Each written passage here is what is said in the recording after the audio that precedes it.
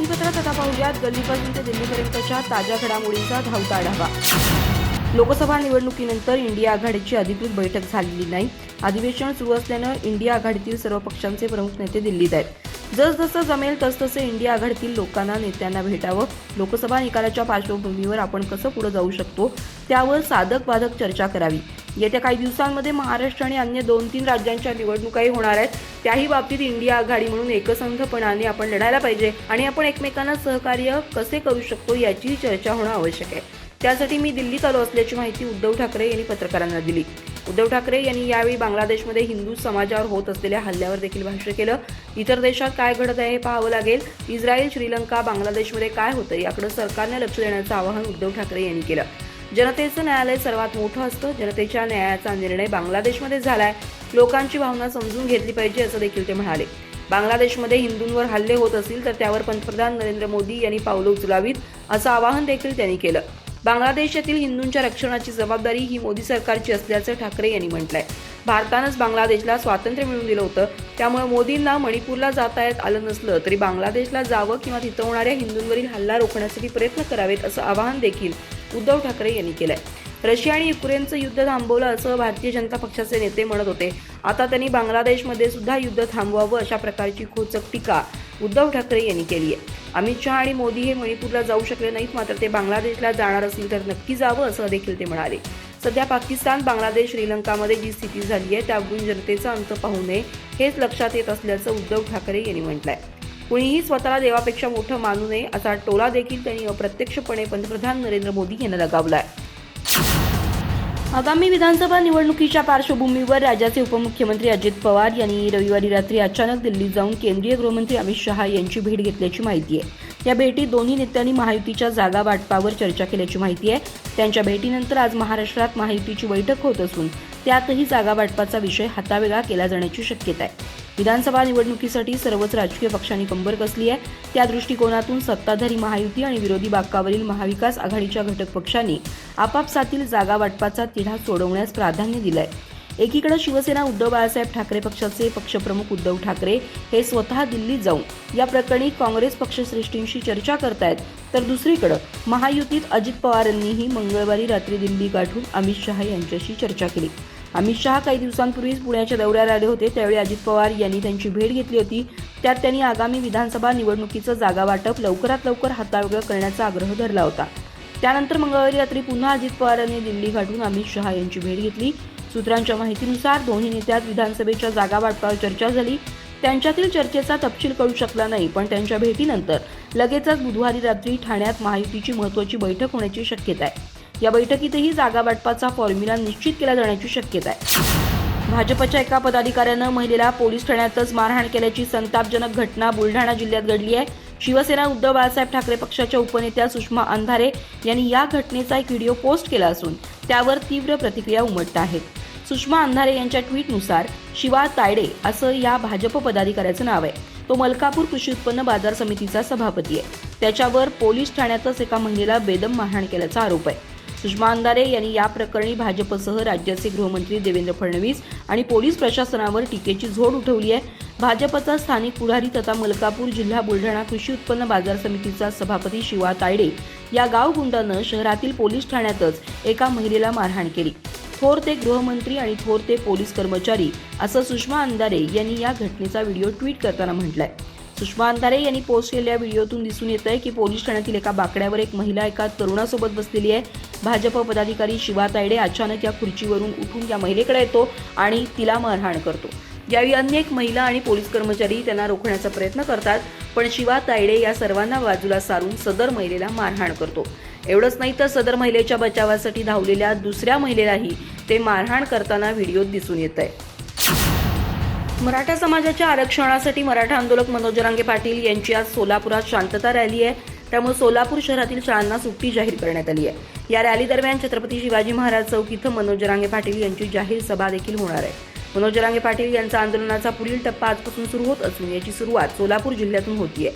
सोलापूर दौरा सुरू होण्यापूर्वी मनोज जरांगे पाटील यांनी तुळजापूर इथं माध्यमांशी संवाद साधला। यावेळी त्यांनी राज्य सरकार आणि राज ठाकरे यांच्यावर घणाघाती टीका केली। नारायण राणे यांनी दिलेल्या आव्हानाचा देखील त्यांनी समाचार घेतला। 7 ऑगस्टपासून सुरू होणारा त्यांचा हा दौरा 13 ऑगस्टपर्यंत चालणार आहे. यामध्ये सोलापूर, सांगली, कोल्हापूर, सातारा, पुणे, अहिल्यादेवी नगर म्हणजेच अहमदनगर आणि नाशिक या जिल्ह्यात शांतता रॅली निघणार आहे. मराठा समाज आरक्षण आंदोलनाचे नेते मनोज जरांगे पाटील आज शांतता रॅलीसाठी सोलापुरात येत आहेत. छत्रपती शिवाजी महाराज पुतळा परिसरात त्यांची सभा होणार आहे. तत्पूर्वी त्यांचे स्वागत छत्रपती संभाजी महाराज चौकात शेतकरी कन्यांच्या हस्ते होणार आहे, अशी माहिती स्थानिक संयोजकांनी दिली. सभेसाठी पुतळा परिसरात मोठा मंच करण्यात आलाय. मंचावर फक्त जरांगे पाटील असतील आणि केवळ त्यांचेच भाषण होणार आहे. तसंच त्यांचं स्वागत क्रेनच्या साह्यानं पुष्पहार घालून करण्याची संयोजकांची तयारी आहे. प्रभादेवी परिसरात मुख्यमंत्री एकनाथ शिंदे यांच्या शिवसेना आणि उद्धव बाळासाहेब ठाकरे गटाचे पदाधिकारी पुन्हा एकदा आमनेसामने आलेत.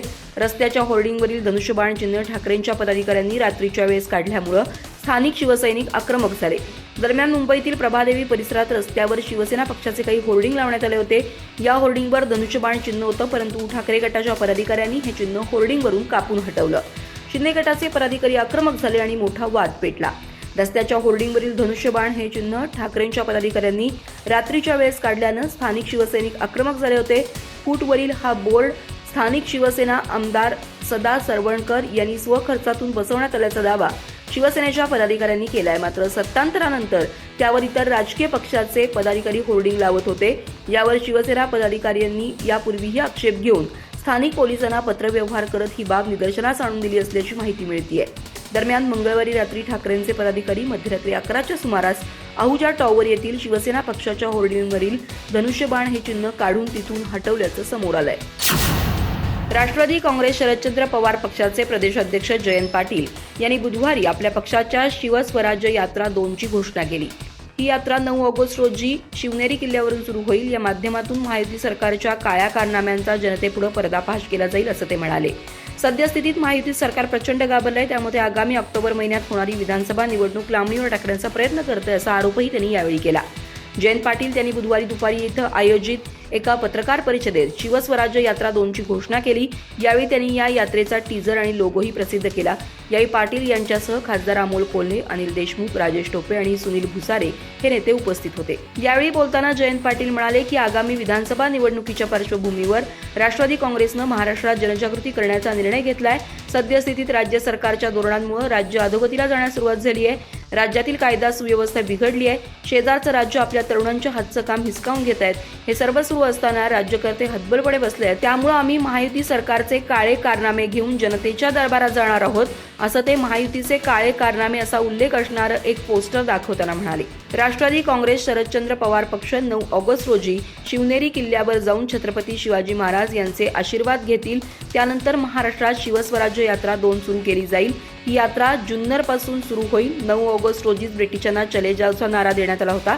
तसंच या दिवशी जागतिक आदिवासी दिनही आहे, त्यामुळे यात्रा सुरू करण्यासाठी हा दिवस निवडण्यात आला. त्यानुसार 9 ऑगस्ट रोजी सकाळी 9 वाजता ही यात्रा सुरू होईल, असं ते म्हणाले. शिवसेना नेते आणि माजी खासदार आनंदराव अडसूळ यांनी भाजपला पुन्हा एकदा इशारा दिलाय. आपण नवनीत राणा यांच्या जात वैधता प्रमाणपत्राबाबत पुन्हा न्यायालयात जाणार असल्याचा निर्धार त्यांनी व्यक्त केला होता. त्यामुळे आता याविषयी आमदार रवी राणा यांनी अडसूळ यांच्यावर पलटवार केलाय. अडसूळ यांचं मानसिक संतुलन बिघडलं असून त्यांना उपचाराची गरज आहे. त्यांच्यावर उपचार करावे, त्यांचा खर्च मी करतो, अशा खोचक शब्दात रवी राणा यांनी अडसूळ यांच्यावर निशाणा साधला. या संदर्भात बोलताना रवी राणा म्हणाले की आनंदराव अडसूळ यांचं मानसिक संतुलन सध्या बिघडलेलं आहे. त्यांच्या वयाप्रमाणे त्यांना आता आराम करण्याची आवश्यकता आहे. ते आज आम्हाला ब्लॅकमेल करतायत. देशाचे गृहमंत्री अमित शहा यांचं नाव घेऊन ते आम्हाला ब्लॅकमेल करतायत. त्यांनी अमरावतीमध्ये नवनीत राणा यांना पराभूत करण्यासाठी शेवटपर्यंत विरोधात काम केलं. त्यांनी नवनीत राणा यांना पाडण्यासाठी त्यांची संपूर्ण यंत्रणा कामाला लावली होती. नवनीत राणा यांना विजयी करण्याचं त्यांनी मान्य केलं होतं, मात्र त्यांनी शब्द पाळला नसल्यानं त्यांचं मानसिक संतुलन बिघडलं असल्याची टीका रवी राणा यांनी केली आहे. राज्यपाल पद आणि इतर मागणी करून त्यांनी स्वतःचं मानसिक संतुलन बिघडलं असल्याचं सिद्ध केलंय. त्यामुळे त्यांना आता आरामाची गरज आहे. त्यांना चांगला डॉक्टर आणि चांगल्या उपचाराची देखील गरज आहे. त्यांनी चांगले डॉक्टर आणि चांगल्या रुग्णालयात उपचार घ्यावेत. त्यांच्या उपचाराचा सर्व खर्च मी करतो, अशा खोचक शब्दात आमदार रवी राणा यांनी आनंदराव अडसूळ यांच्यावर टीका केली आहे. भाजप ज्या वेळेस सत्तेत आले किंवा काँग्रेस सत्तेत होते यांची फॉरेन पॉलिसी नेहमीच फेल गेली आहे. आपल्या देशाला फायदा असणारं सरकार याला वाचवण्याच्या संदर्भात जे इनपुट द्यावे लागतात ते इनपुट हे सरकार देत नाहीत अशी परिस्थिती आहे, असं म्हणत वंचित बहुजन आघाडीचे नेते प्रकाश आंबेडकर यांनी आपल्या देशाच्या फॉरेन पॉलिसीवर बोट ठेवलंय. दरम्यान प्रकाश आंबेडकर पुढे बोलताना म्हणाले की बांगलादेशाच्या स्वातंत्र्यासाठी भारताचं फार मोठं योगदान आहे.